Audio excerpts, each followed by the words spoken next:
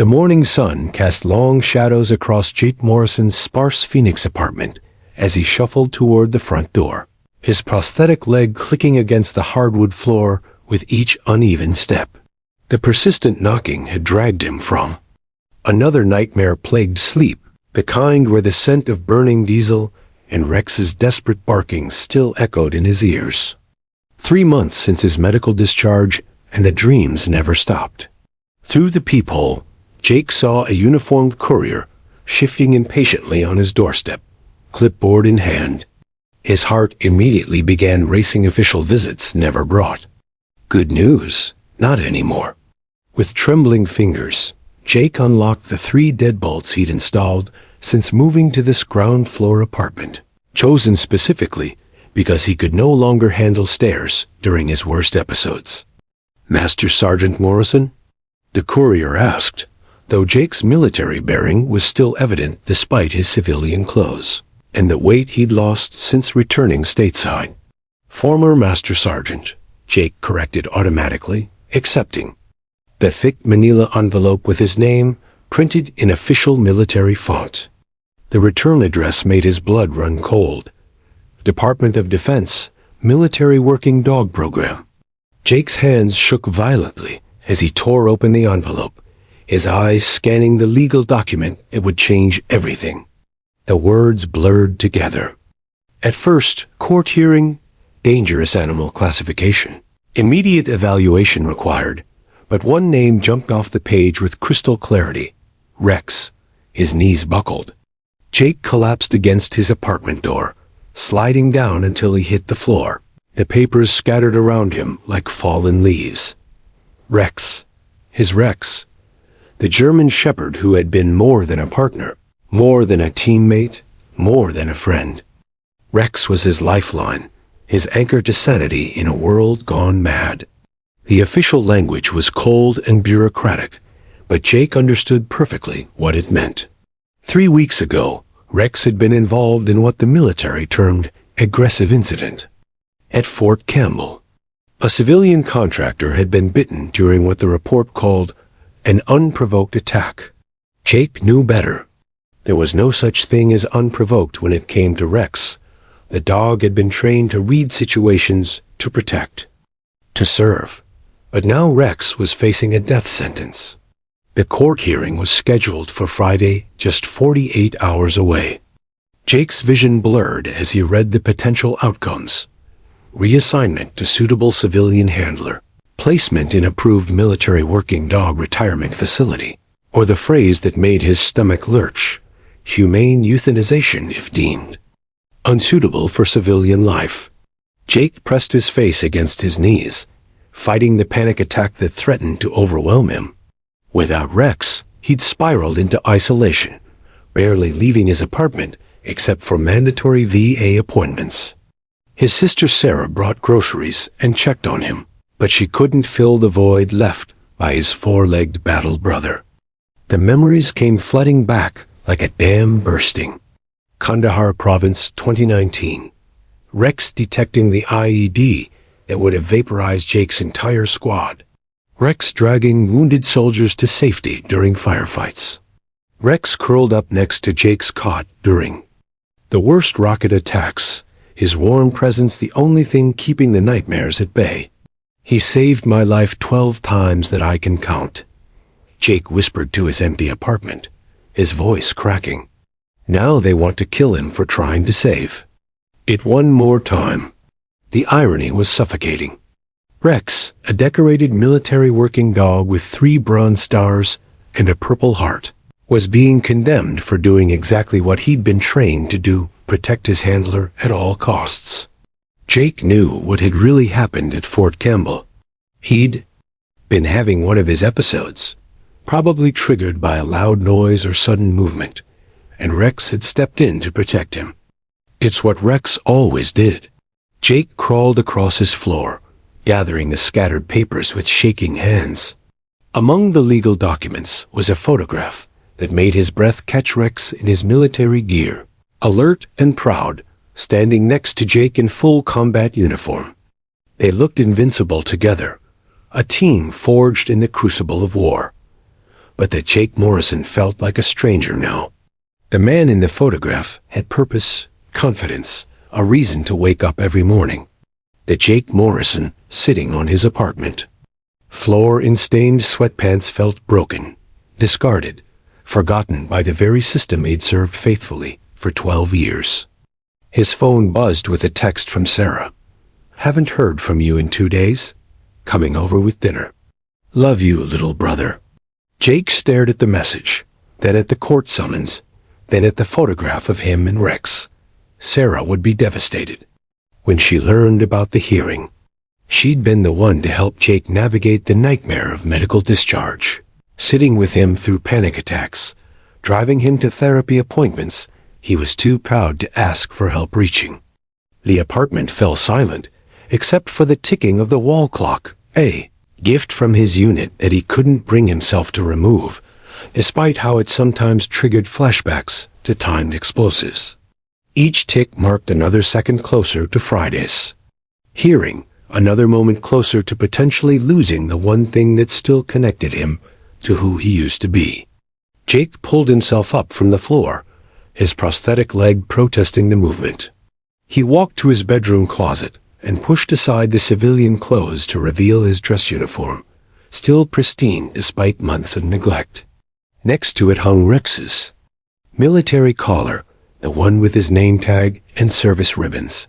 He lifted the collar with reverent hands, inhaling deeply. It still smelled like Rex, that unique combination of leather, metal, and the indefinable scent that meant home, safety, brotherhood. "I won't let them kill you, boy," Jake whispered into the empty room, his voice stronger now, filled with the first real determination he'd felt since leaving the service. "We've been through too much together. I'm going to fight for you, like you fought for me." Outside, Sarah's car pulled into the parking lot, but Jake barely noticed. He was already planning, strategizing, preparing for the most important battle of his life, the fight to save his best friend's life, and maybe, just maybe, find a way to save his own in the process. The war might be over, but Jake Morrison's most crucial mission was just beginning. Sarah's key turned in the lock, just as Jake was sliding Rex's collar back into the closet, his hands still trembling from the weight of what he'd discovered. She entered with her usual burst of energy, carrying bags of Thai takeout and wearing the bright smile she reserved for their weekly dinners, a smile that faltered the moment she saw her brother's face. "Jake, what's wrong?" She set the food on his kitchen counter, immediately switching into the protective mode she'd perfected since his return. "You look like you've seen a ghost."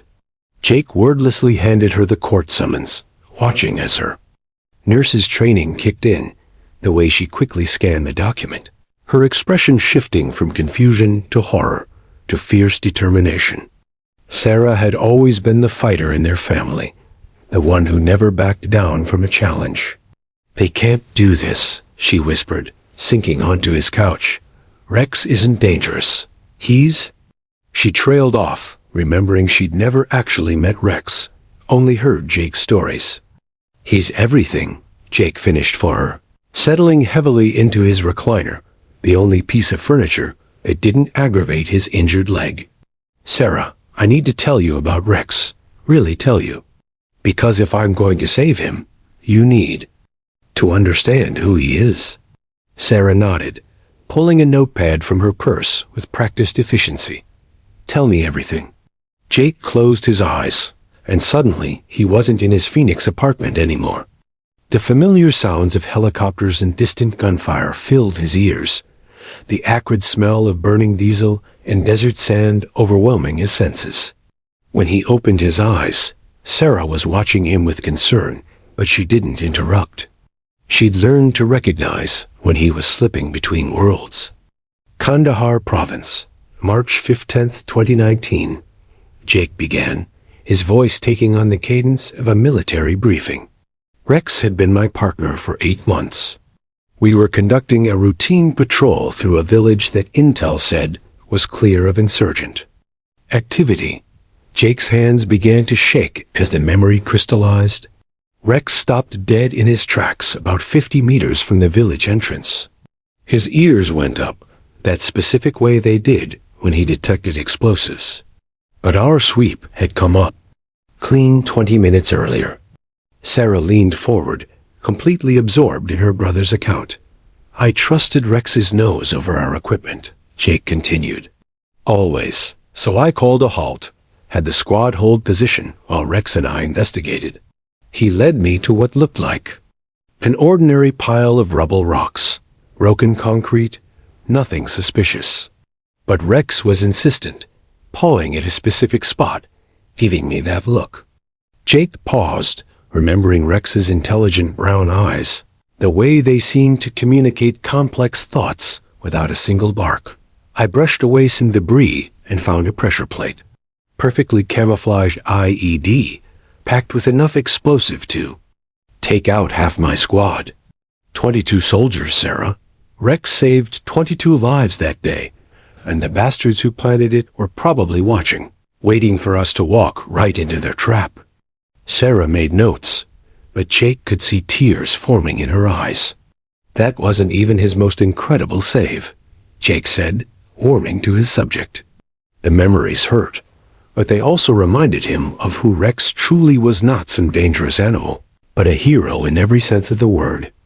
2 months later, we were conducting a night raid on a compound suspected of harboring bomb makers. Intelligence was wrong again. It was a trap. We walked into a coordinated ambush. Insurgents positioned on rooftops. RPGs, automatic weapons, the works. Jake's breathing quickened, his body remembering the terror of that night. We took heavy casualties in the first 30 seconds. My squad leader, Sergeant Rodriguez, took shrapnel to the chest. Private Coleman caught a bullet in his leg. We were pinned down in a courtyard with no cover, taking fire from 3 directions.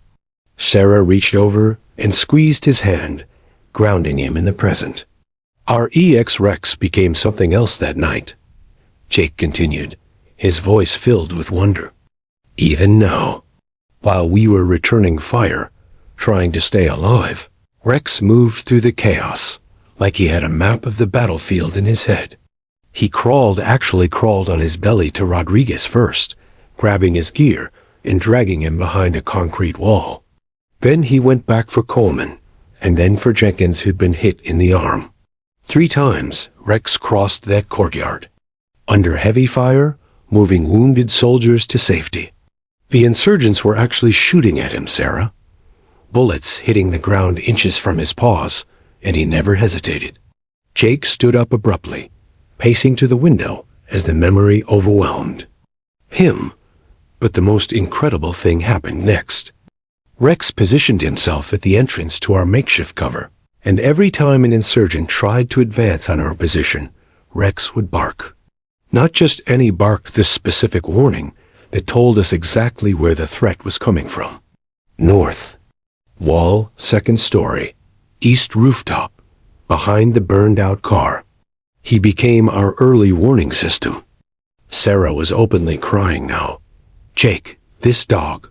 He's remarkable. The fight lasted 4 hours, Jake said quietly. 4 hours of hell, and Rex never left his post. When the helicopters finally arrived for extraction, Rex did a final sweep of the compound, making sure we hadn't left anyone behind. He found Private Martinez, unconscious behind some rubble, dragged him 200 meters to the landing zone. Jake turned back to his sister, his eyes blazing with determination. Rex earned 3 bronze stars and a Purple Heart that tour, Sarah. He saved more American lives than most generals. And now they want to execute him because he protected me from some asshole contractor who was screaming at a soldier having a panic attack. Sarah stood and embraced her brother, both of them understanding that this wasn't just about saving a dog. It was about honoring everything Rex represented, everything Jake had lost when he came home broken. We're going to fight this, Sarah said firmly, and we're going to win. Rex didn't save all those soldiers just to be failed by the system he served.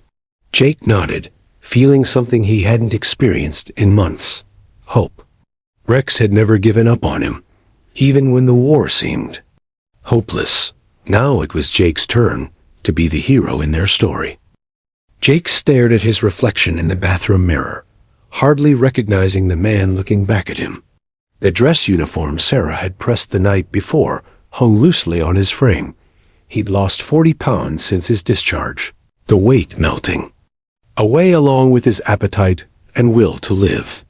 The bronze star and purple heart on his chest felt heavier than they ever had in combat, each medal a reminder of the soldier he used to be. "You ready for this?" Sarah called from the living room. Though they both knew the answer, nobody could be ready for a hearing that would determine whether your best friend lived or died. "As ready as I'll ever be," Jake replied, adjusting his uniform one final time. The reflection showed a ghost of Master Sergeant Morrison, but it would have to do. The drive to the Maricopa County Superior Court took 23 minutes. Jake counted every one of them, his anxiety building with each passing second. Sarah tried to fill the silence with reassuring chatter about their legal strategy, about the character witnesses they'd managed to gather on such short notice, about anything other than the possibility that they might lose. "Jake, look at me," Sarah said as they pulled into the courthouse parking lot. "Rex is counting on you today. You're his voice, his advocate, his last hope. Channel that soldier who saved lives in Afghanistan." Jake nodded, though his hands were shaking so badly he could barely unbuckle his seatbelt. The courthouse loomed before them, an imposing structure of glass and concrete that felt more like a fortress than a place of justice. The moment they stepped through the metal detectors, Jake's hypervigilance kicked into overdrive. Too many people, too much noise, too many potential threats.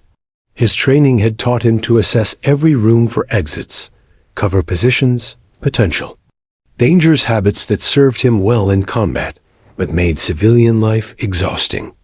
"Excuse me, are you Sergeant Morrison?"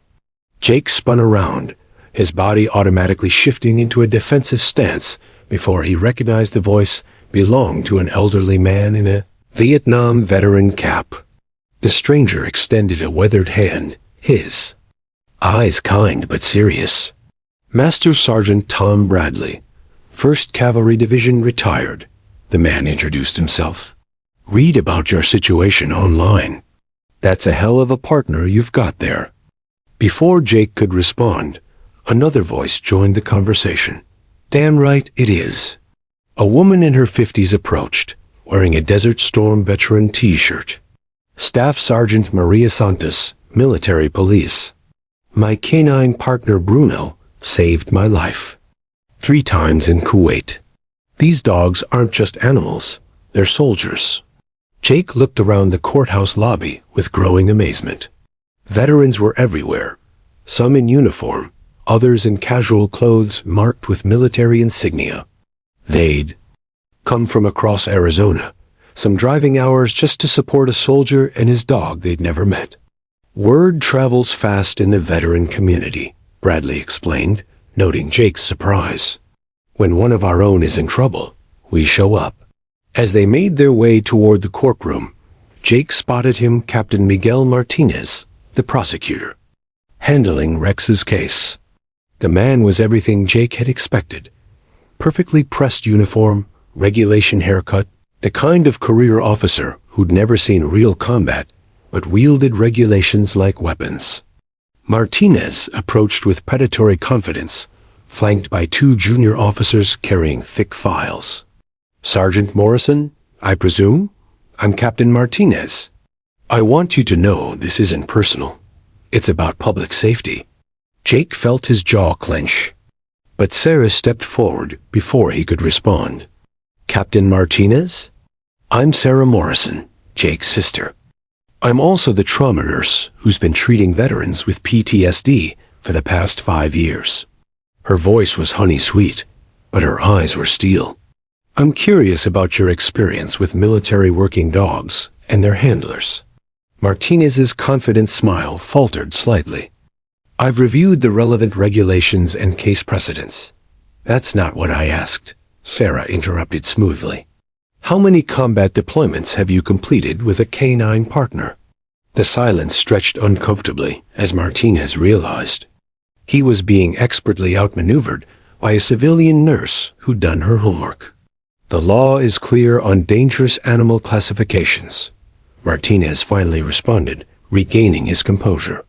Personal relationships don't supersede public safety. Jake stepped forward, his voice steady despite the rage building in his chest. Captain, with all due respect, you have no idea what you're talking about. Rex isn't dangerous. He's protective. There's a difference you'd understand if you'd ever had someone you cared about depending on you for their life. The tension in the courthouse corridor was electric. Other veterans had begun to gather, forming a loose circle around the confrontation. Jake could see Martinez calculating, realizing that this wasn't going to be the routine administrative hearing he'd anticipated. Gentlemen, ladies, a bailiff appeared, his timing impeccable. The courtroom is ready. As they filed into the courtroom, Jake noticed the gallery filling with familiar faces, veterans he'd just met, VA counselors who'd worked with him, even his former therapist, Dr. Williams, who'd driven down from Flagstaff. But the prosecution side remained sparse. Just Martinez and his assistants, plus a few military officials, who looked like they'd rather be anywhere else. Judge Patricia Williams entered, no relation to his therapist, Jake noted, and immediately commanded attention. She was younger than Jake had expected, maybe 50, with gray-streaked hair and intelligent eyes that seemed to take in everything at once. This is a unique case, Judge Williams began, reviewing her notes.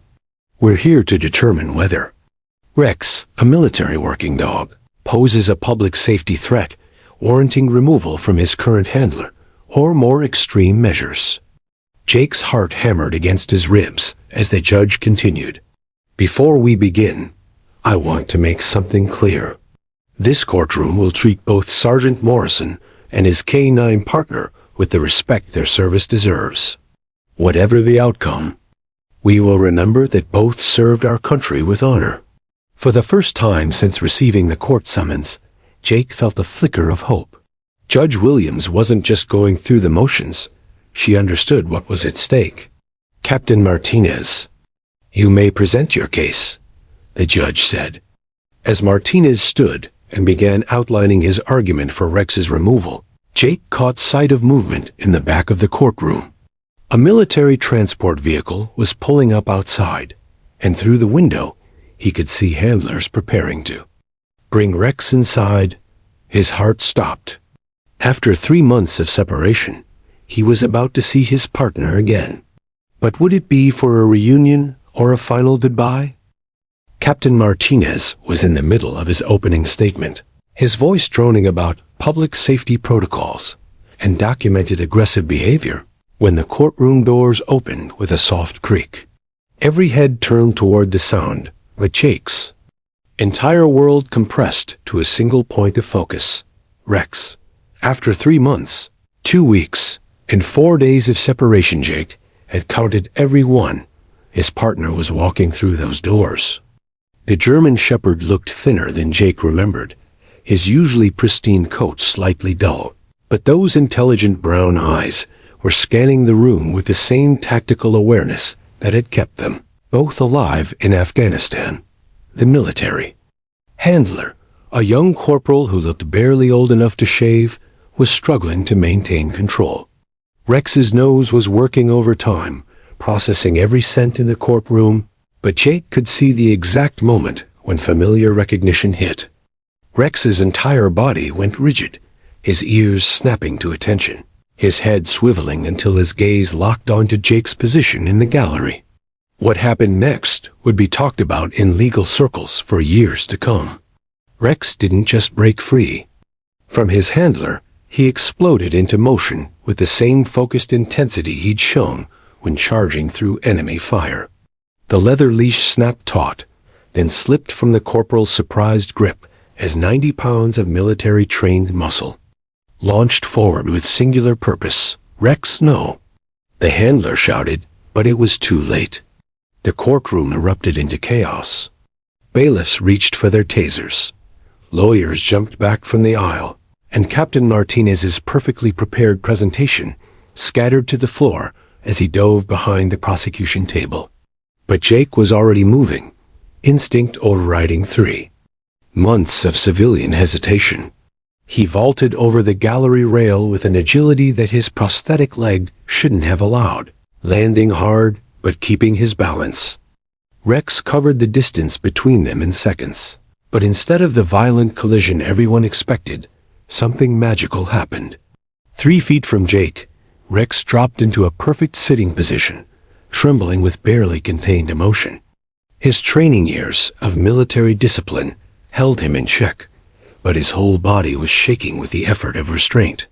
Jake could see it in Rex's eyes, the desperate need for contact warring with ingrained obedience. "At ease, boy," Jake whispered, his voice cracking with emotion. "At ease." The release was instantaneous. Rex launched himself into Jake's arms with a whimper that sounded almost human in its desperation. Jake went down on his knees as Rex pawed frantically at his chest, his face, his shoulders, anywhere he could reach. The dog's entire body was vibrating with joy, his tail whipping so hard it was a blur. Jake buried his face in Rex's neck, inhaling that familiar scent that meant home, safety, belonging. Rex was making sounds Jake had never heard before, little whines and whimpers that seemed to pour out months of separation anxiety and loneliness. "I know, boy, I know. I missed you too." Jake sobbed, his military composure completely shattered. "I'm so sorry I left you. I'm so sorry." The courtroom had fallen into stunned silence. Judge Williams slowly lowered her gavel, her eyes wide with amazement. The bailiffs had frozen mid-motion, their hands still hovering over their equipment, but making no move to intervene. Even Captain Martinez had emerged from behind his table, staring at the reunion with the expression of dawning understanding. Rex positioned himself exactly as he had countless times in combat pressed against Jake's left side, his body forming a protective barrier between his handler and the rest of the room. But his head was twisted around, nuzzling Jake's face, checking for injuries with the thoroughness of a field medic. Sarah was openly weeping in the gallery, her hand pressed to her mouth. Around her, veterans were nodding with recognition. They'd seen this before, the bond between soldier and dog, that transcended normal relationships, forged in the crucible of shared danger and mutual dependence. "This is the dangerous animal you want to destroy?" Sarah called out, her voice cutting through the silence. "Look at him, Captain Martinez. Really look at him." All eyes turned to Rex, who was now calmly scanning the courtroom from his position. At Jake's side, his alertness was obvious, but there was nothing aggressive about his demeanor. He was reading the room, assessing threats, protecting his handler, exactly as he'd been trained to do. When his gaze passed over Captain Martinez, there was no hostility, just professional assessment. Jake struggled to his feet, his prosthetic leg protesting the sudden movements. But Rex was immediately there, providing steady support just as he had during Jake's recovery from his combat injuries. The dog's positioning was perfect, compensating for Jake's balance issues without being obvious about it. "Your Honor," Jake said, his voice stronger now with Rex beside him.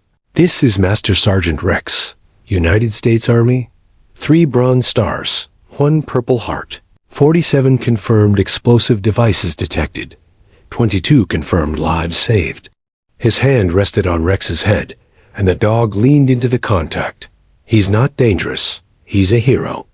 Judge Williams leaned forward, studying the pair with intense curiosity.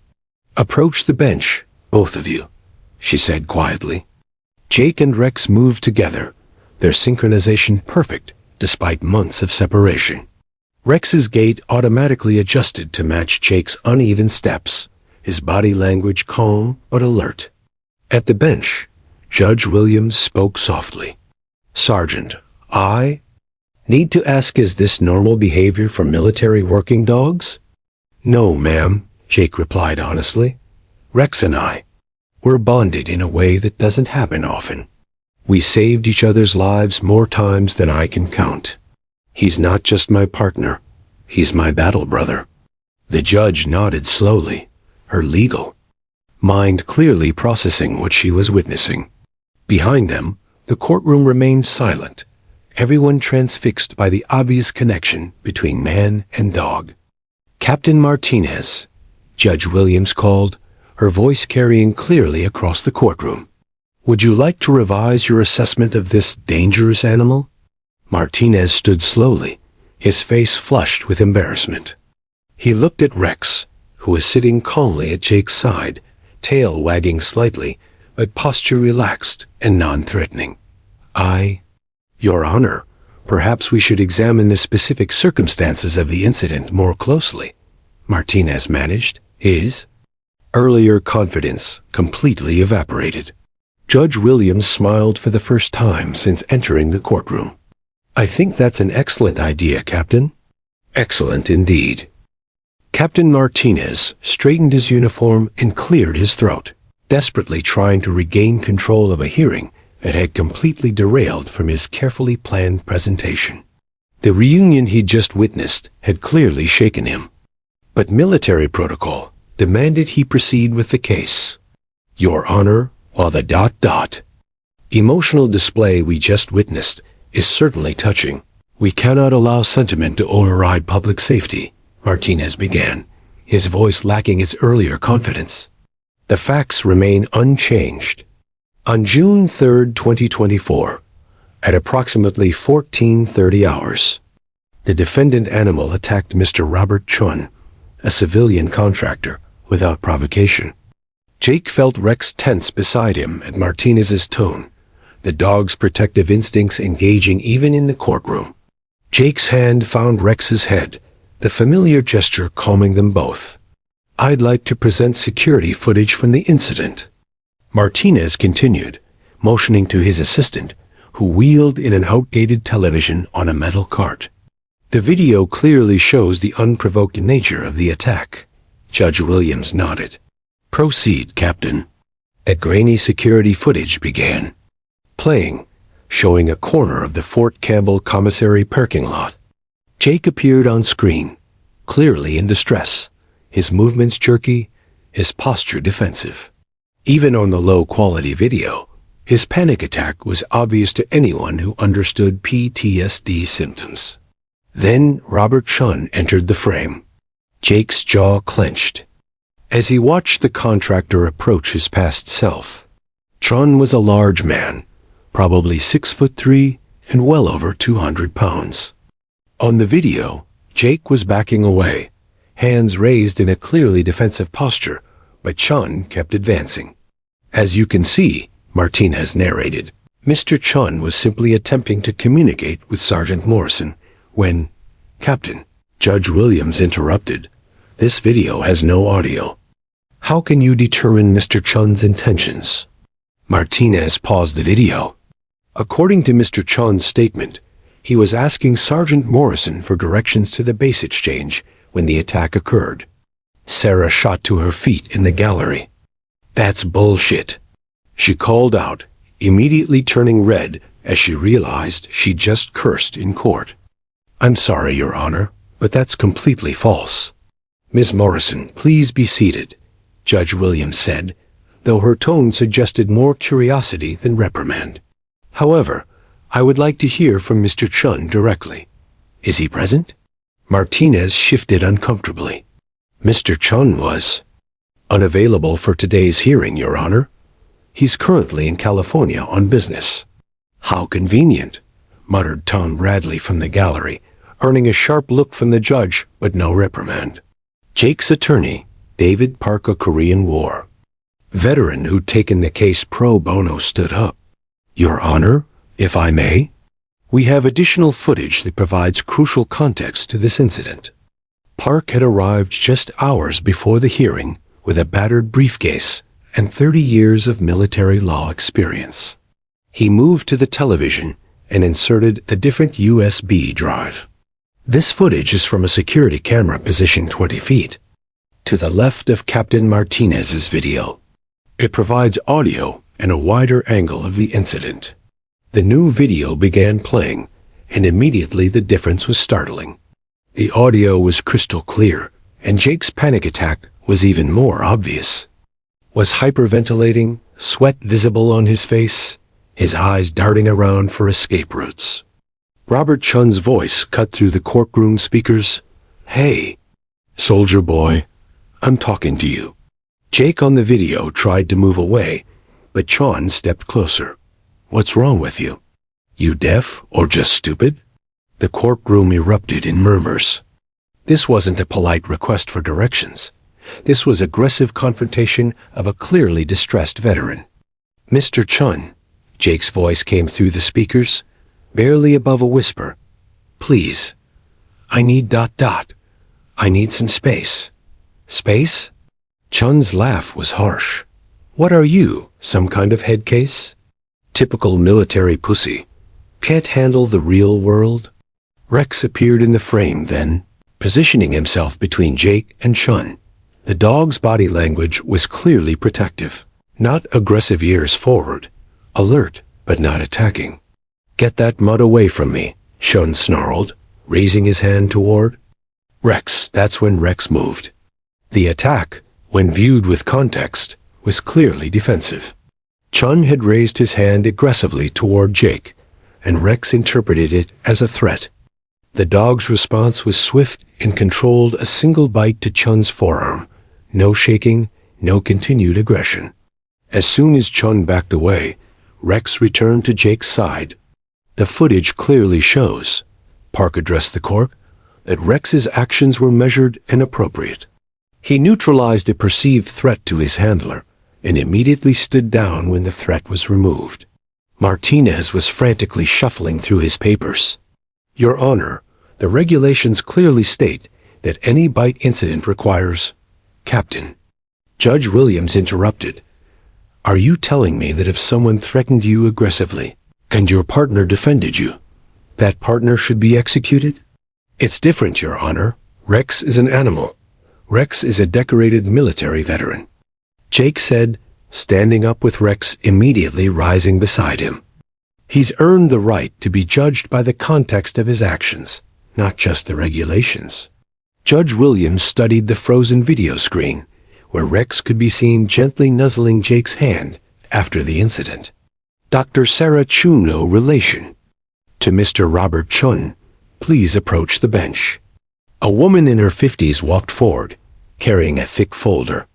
Jake recognized her from their preparation meeting the night before, a renowned military animal behaviorist who'd flown in from Washington specifically for this case. "Dr. Chun, you've reviewed all the footage and incident reports?" "Yes, Your Honor. In my professional opinion, Rex demonstrated textbook protective behavior.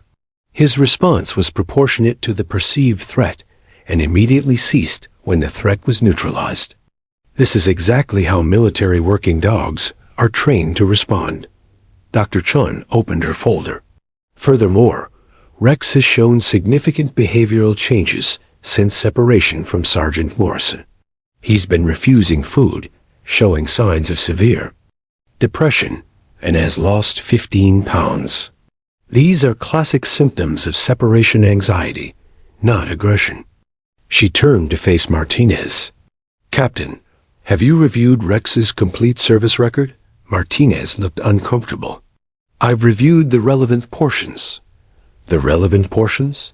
Dr. Chun's voice sharpened.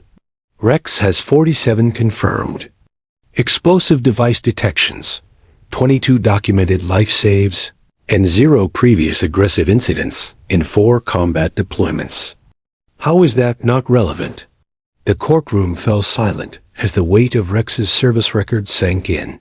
Here was a dog who'd saved dozens of American lives, being condemned for protecting his wounded partner from an aggressive civilian. Judge Williams leaned back in her chair, clearly processing everything she'd heard and seen. "This case is far more complex than I initially understood. We're adjourned, until tomorrow morning. I want written statements from all parties, and I want Mr. Robert Chun in my courtroom. Business trip or no business trip?" As the gavel fell, Jake felt a flicker of hope. For the first time since this nightmare began, it seemed like someone in authority was actually listening to the truth about Rex, but he also knew the hardest part was yet to come. Jake's phone started buzzing at 5:47 a.m., exactly 12 hours after Judge Williams had adjourned the hearing. He rolled over in bed, Rex immediately alert beside him. The dog had refused to leave Jake's side since their courthouse reunion, sleeping, pressed against his legs like he had during those terrifying nights in Afghanistan.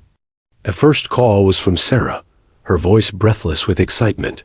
"Jake, you need to check the news. Channel 12 ran our story last night, and it's everywhere." Still groggy, Jake fumbled for his laptop while Rex stretched and yawned, his tail beginning its morning wag routine. The Phoenix local news website loaded, and Jake's heart stopped. The headline read, "Hero War Dog Faces Death Sentence After Protecting Wounded Veteran."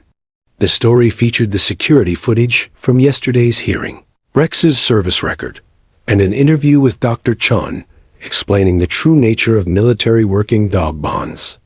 But what really caught Jake's attention was the comment section hundreds of responses from people outraged by Rex's treatment.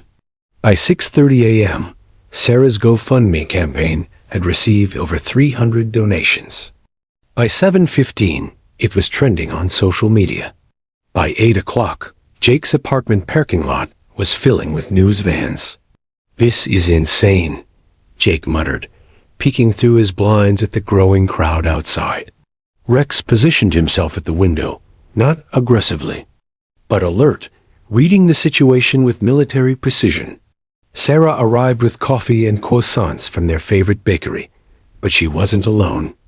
Behind her walked a man Jake immediately recognized from his bearing and haircut. Active military, probably high-ranking. "Jake, I'd like you to meet Colonel James Reed, retired Army Special Forces," Sarah said, barely containing her excitement. "He drove down from Flagstaff this morning after seeing the news." Colonel Reed stepped forward, extending his hand with the firm grip of a career soldier. "Master Sergeant Morrison, it's an honor. I served 3 tours in Iraq with my partner, a Belgian Malinois named Spike. What they're doing to Rex is unconscionable." Jake shook the colonel's hand, still processing the surreal morning. "Sir, I appreciate the support, but, son, you don't understand," Reed interrupted gently. "This isn't just about you and Rex anymore. This is about every military working dog team that's ever served, and every team that ever will serve. If they can condemn Rex for doing his job, they can condemn any of our dogs." Reed pulled out his phone, showing Jake a Facebook group that had formed overnight. Justice for Rex, Military Working Dogs Matter. It already had over 15,000 members. "We're organizing a rally for this afternoon," Reed continued. "Veterans from across the Southwest are driving in. Phoenix Veterans of Foreign Wars is providing logistical support. The American Legion is sending representatives. This has become bigger than any of us expected." Jake's head was spinning. Rex seemed to sense his handler's confusion and pressed closer, offering the calming presence that had gotten Jake through countless panic attacks. By noon, the courthouse steps looked like a military reunion. Veterans from Vietnam, Gulf War, Iraq, and Afghanistan mingled with active duty personnel. On leave, military families, and civilian supporters.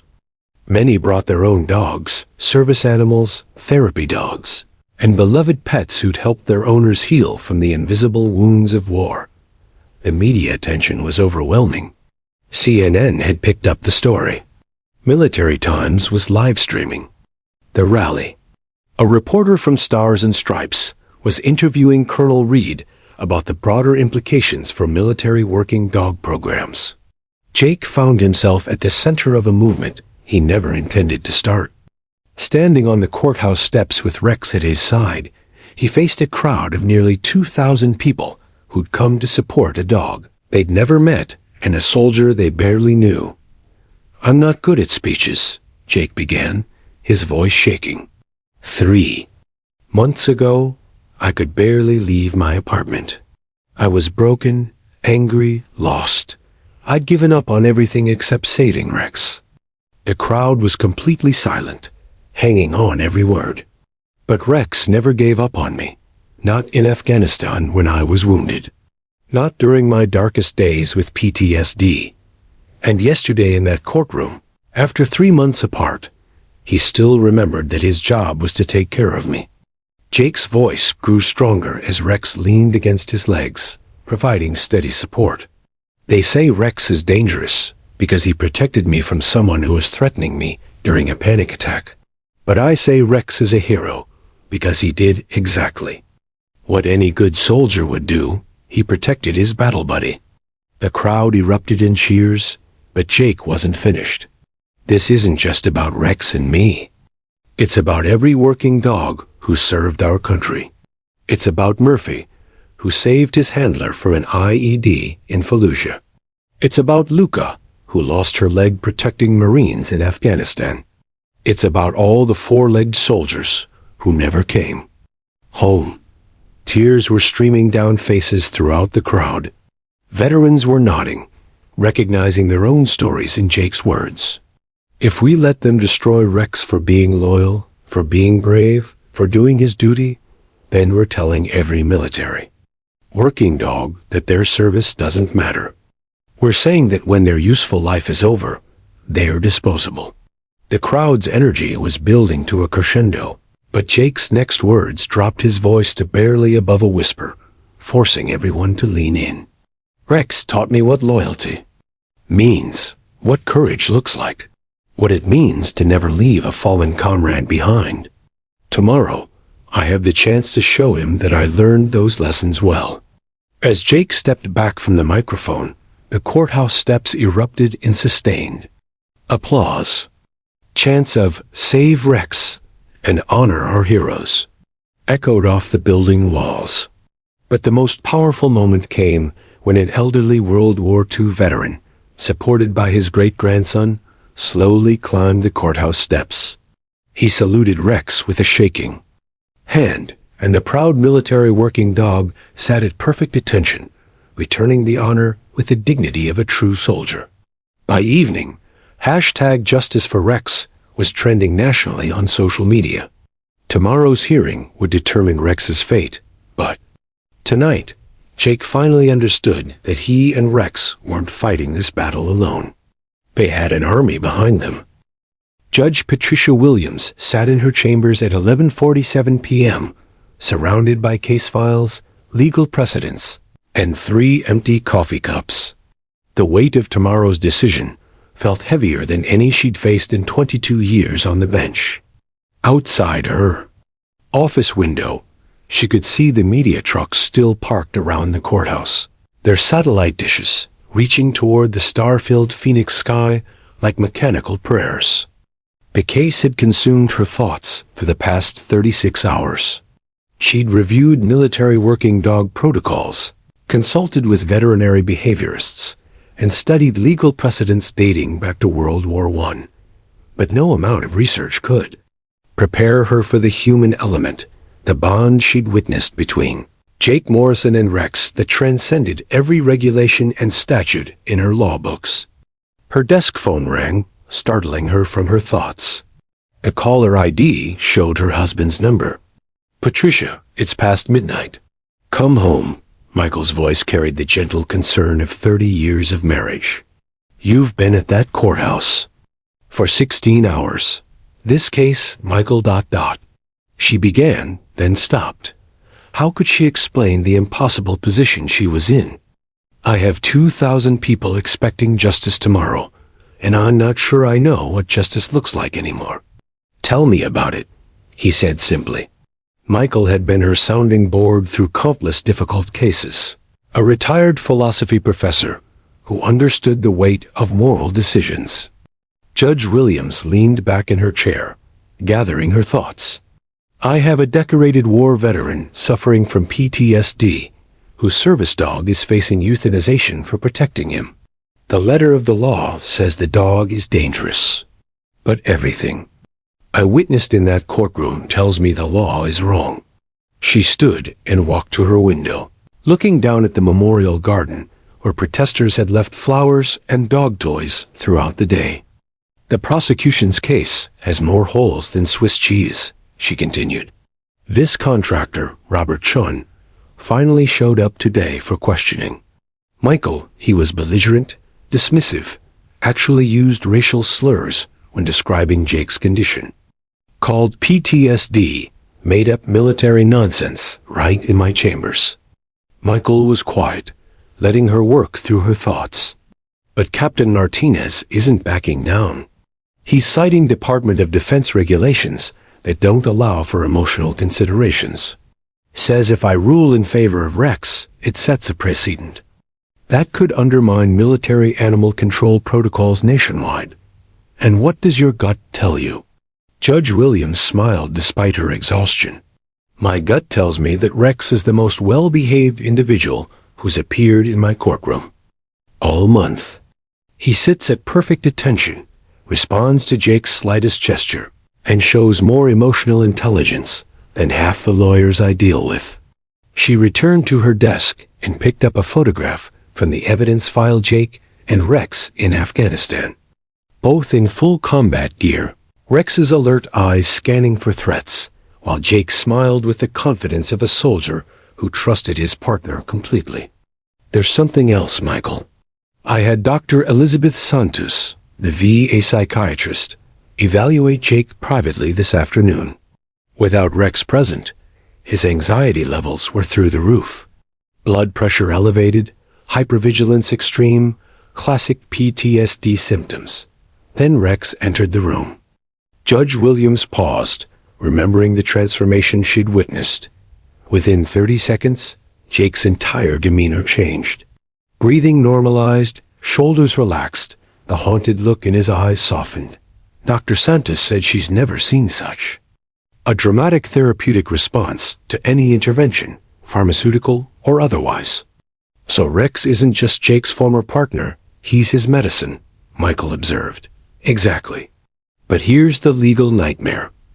If I rule that Rex can stay with Jake, I'm essentially saying that military working dogs can bite civilians under certain circumstances and face no consequences.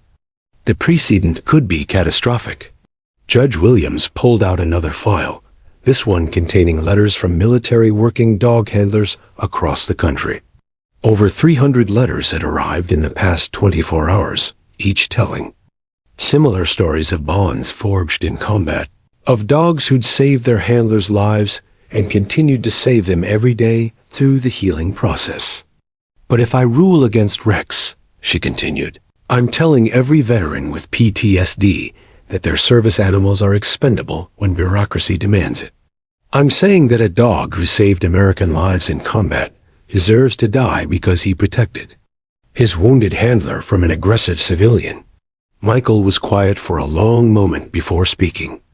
Patricia, in all the cases you've handled, when have you regretted showing mercy versus showing strict adherence to regulation? The question hit her like a physical blow. She thought of the teenage shoplifter she'd sentenced to community service. Instead of jail, he was now a social worker helping at-risk youth. The domestic violence victim she'd protected with an unconventional restraining order. She'd started a nonprofit for abused women. The immigrant family she'd kept together despite deportation proceedings. Their oldest daughter was now in medical school. Never, she whispered. I've never regretted choosing humanity over bureaucracy.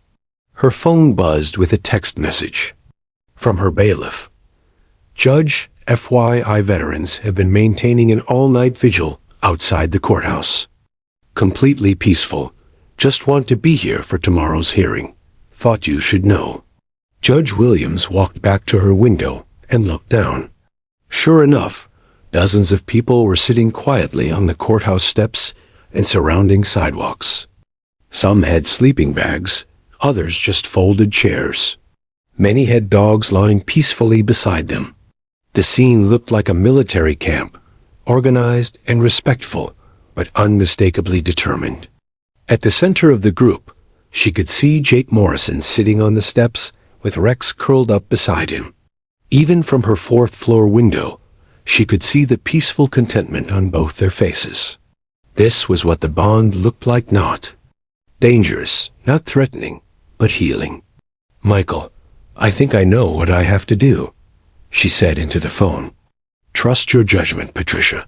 It served you well for 22 years. As Judge Williams finally gathered her files to head home, she paused at one last document, a letter from a military chaplain who'd served alongside Jake and Rex in Afghanistan.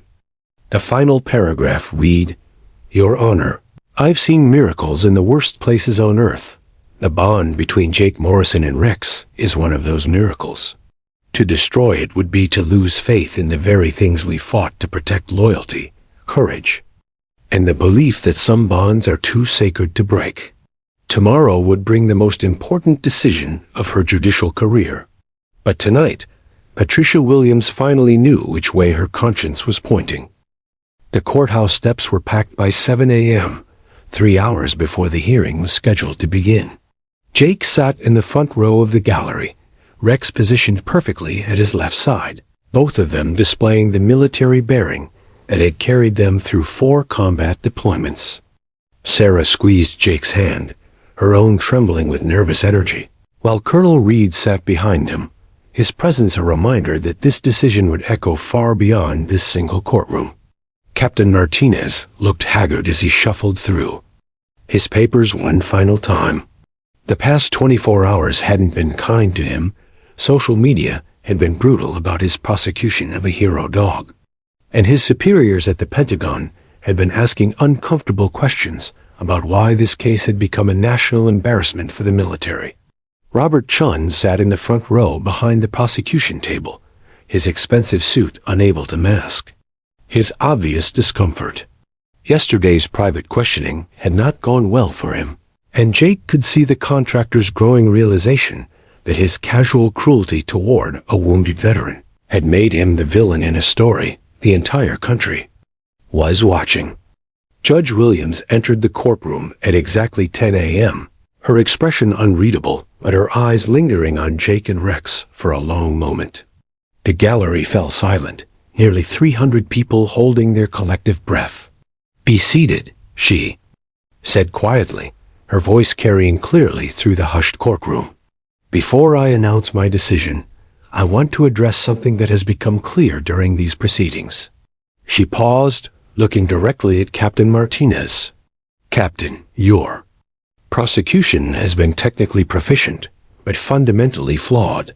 You've attempted to reduce a complex situation involving PTSD, service animal bonds, and civilian aggression into a simple dangerous animal classification. That reductionism does a disservice to everyone involved." Martinez shifted uncomfortably as Judge Williams continued, "Mr. Chun, your behavior on June 3rd was inexcusable. A reasonable person doesn't aggressively confront someone clearly experiencing a medical emergency. Your subsequent statements to this court, including your dismissal of PTSD as made-up military nonsense, demonstrate a callous disregard for the service and sacrifice of our veterans." Chun's face reddened, but he remained silent. Judge Williams turned her attention to Jake and Rex, her expression softening noticeably. "Sergeant Morrison, Rex, I've spent considerable time reviewing your service records, consulting with medical professionals, and studying legal precedents. What I've found is a partnership that transcends normal definitions." Jake felt Rex shift. Slightly beside him, the dog's attention focused entirely on the judge, as if he understood the gravity of the moment. "Rex's service record is extraordinary. 47 confirmed explosive device detections, 22 documented life saves, 0 previous aggressive incidents across 4 combat deployments. This is not the profile of a dangerous animal. This is the resume of a war hero." The gallery began to stir with hope, But Judge Williams raised her hand for continued silence. However, I cannot ignore the fact that Rex did bite a civilian. The law requires me to address this incident, regardless of the circumstances that prompted it. Jake's heart plummeted. This was it, the legal technicality that would destroy everything. Therefore, Judge Williams continued, her voice growing stronger, I am making a ruling that I believe serves both the letter of the law and the spirit of justice. She picked up her prepared statement, but then set it aside and spoke from her heart. Rex is hereby remanded to the custody of Sergeant Morrison, with the following conditions. Rex will undergo immediate certification as a psychiatric service animal specifically trained for PTSD support. This training will be provided by PAWS and Stripes service dogs at no cost to Sergeant Morrison, funded by a combination of veteran services grants and private donations. The courtroom erupted in cheers, but Judge Williams wasn't finished. Furthermore, Rex will serve as the foundation case for a new protocol on recommending to military leadership, the Military Working Dog Veteran Partnership Program. Retired military working dogs with exemplary service records should be given priority placement with their former handlers when those handlers can benefit from service animal support. Jake was openly weeping now, his arms wrapped around Rex, who seemed to understand that something wonderful had happened and was wagging his tail for the first time in months. Captain Martinez, Judge Williams addressed the prosecutor directly. I'm recommending that the Department of Defense review its policies regarding working dog retirement. A bond between these partners is forged in combat and tempered by shared sacrifice. To break such bonds carelessly is not just cruel, it's strategically foolish. She stood, signaling the formal end of the proceedings. This court finds that Rex poses no public safety threat when handled by his trained partner, Sergeant Morrison. The therapeutic benefits of their continued partnership far outweigh any perceived risks. Rex will remain with Sergeant Morrison indefinitely, subject to annual evaluations by certified animal behaviorists. A gavel fell, and the courtroom exploded into celebration. Veterans were hugging, tears flowing freely, camera flashes lighting up the room like a victory celebration. Jake buried his face in Rex's fur, sobbing with relief as the dog licked his face with the enthusiasm of a puppy.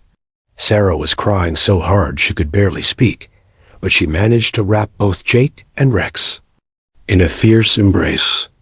Colonel Reed stood at attention and rendered a perfect military salute to both man and dog, a gesture immediately copied by every veteran in the courtroom. 6 months later, Jake Morrison stood at the podium of the Phoenix Veterans Center, Rex sitting calmly at his side in his new service dog vest. They were addressing a group of newly returned veterans, sharing their story and the resources available for those struggling with the transition to civilian life. The hardest part about coming home, Jake told the gathered soldiers, isn't the nightmares or the physical pain. It's feeling like you don't matter anymore, like your service was meaningless. Rex reminded me that bonds forged in service are never meaningless. They're the foundation we build our recovery on. Rex had gained back his lost weight and more, his coat gleaming with health and contentment. But more importantly, Jake had found his purpose again. He was 3 months into his veterinary technology program, planning to specialize in working with service animals for veterans. The Military Working Dog Veteran Partnership Program had become national policy, with 12 other retired military dogs successfully placed with their former handlers. Jake and Rex's story had literally rewritten the rules, ensuring that no other bonded pairs would face the separation they'd endured. As they left the Veterans Center that evening, Jake paused on the steps where reporters had once gathered to cover their legal battle. Now it was just a peaceful Phoenix sunset, with Rex contentedly watching the world go by. Ready to go home, boy? Jake asked. Rex wagged his tail and nudged Jake's hand, the same gesture he'd used in Afghanistan when it was time to head back to base after a successful mission.